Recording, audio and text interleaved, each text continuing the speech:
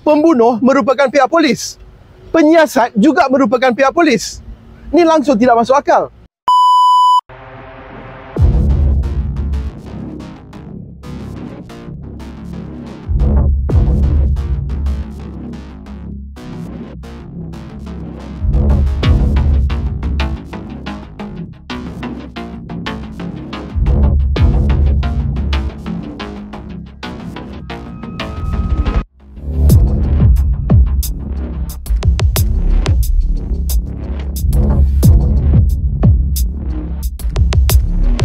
Okay bang. Okay bang. Okay bang. Satu, dua, tiga.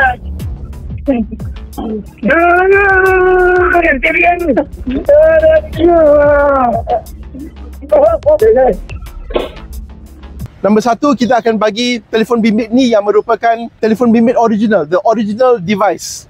Kita akan bagi yang original device kepada pihak polis untuk mereka menyiasat. Nombor dua, ketiga-tiga keluarga yang telah pun membuat report polis hari ini akan memberikan kenyataan mereka di bawah Seksyen 112 Kanun Prosedur Jenayah, di mana mereka akan membantu polis untuk menyiasat perkara ini. Dan kami difahamkan bahawa siasatan polis akan dilakukan oleh Special Task Force. Nah, pada masa yang sama, kita juga mempunyai beberapa isu yang perlu diketengahkan dan dimaklumkan kepada pihak media, iaitu nombor satu, sehingga kini masih tiada apa-apa pemakluman kepada pihak peguam ataupun kepada pihak keluarga bahawa pembunuhan ini sedang disiasat atau akan disiasat di bawah Seksyen 302 Kanun Keseksaan. Seksyen 302 merupakan seksyen untuk pembunuhan. Masih tiada sebarang notis, di mana kita dimaklumkan bahawa Jabatan Siasatan Jenayah diketuai oleh seorang bernama Kumar.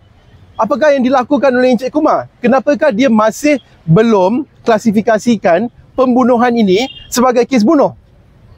Terdapat satu direktif daripada Perdana Menteri sendiri yang telah pun menyatakan bahawa pihak polis mestilah menyiasat perkara ini dengan telus.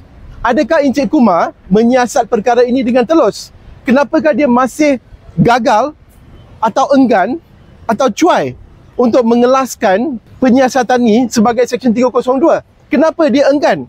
Adakah dia di bawah tekanan untuk tidak mengklasifikasikan? Adakah pihak polis akan menjalankan satu penyiasatan yang telus?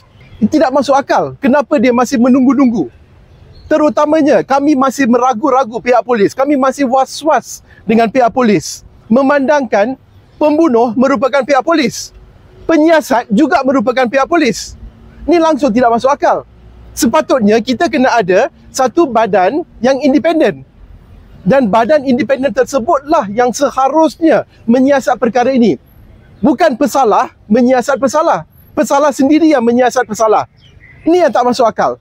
Sebab tu kita minta IPCMC. Tapi siapa yang bantah? Pihak polis yang bantah. Kenapa you nak bantah? Kalau you tak buat apa-apa salah, there's nothing to be scared of. Tapi bantah. Lepas itu, pergi bunuh orang tengah malam. Lepas ditangkap. Itu masalah dia dengan pihak polis sekarang. Lagi satu isu, kita sudah pun menulis surat kepada pihak Bukit Aman, di mana kita telah pun memohon siapakah anggota-anggota yang terdapat dalam Special Task Force. Siapakah yang mengetuai Special Task Force. Sampai kini tiada jawapan. Kenapa masih tiada jawapan? Pihak Bukit Aman menunggu-nunggu untuk apa? Kita juga memohon kepada pihak PDRM untuk memaklumkan apakah siasatan berkenaan dengan pegawai-pegawai polis yang telah membunuh 3 individu ini di Durian Tunggal Melaka. Adakah mereka telah disuspend? Adakah mereka sedang disiasat? Adakah mereka telah diberikan cuti? Adakah mereka telah pun ditahan? Adakah terdapat penyiasatan atau tidak? Atau pihak polis hanya nak cover up saja? Sebab pihak polis yang kena menyiasat pihak polis. So mestilah kita was-was, mestilah kita ragu-ragu.